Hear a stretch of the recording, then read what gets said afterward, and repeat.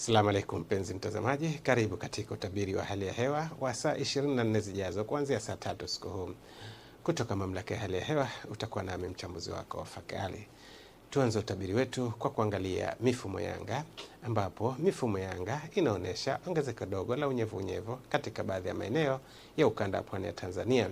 Hali hii inaashiria uwepo wa mvua katika baadhi ya maeneo, ambapo kwa usiku wa leo ni matarajio yetu kuwa maeneo yote ya ukanda wa pwani ya Tanzania yanatarajiwa kuwa na hali ya mawingu kiasi na yenye ukavu kwa ujumla.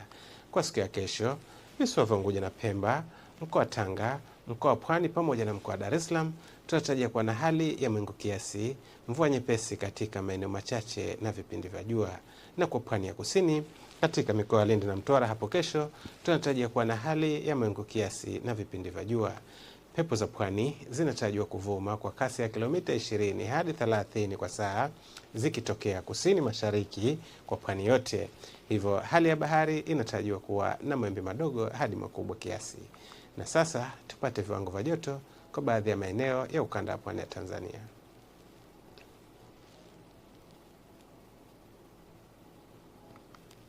Kutoka mamlaka ya hali ya hewa, hadi kufikia hapo hatuna la ziada. Tunakutakia usiku mwema na utazamaji mzuri wa vipindi vinavyofuata.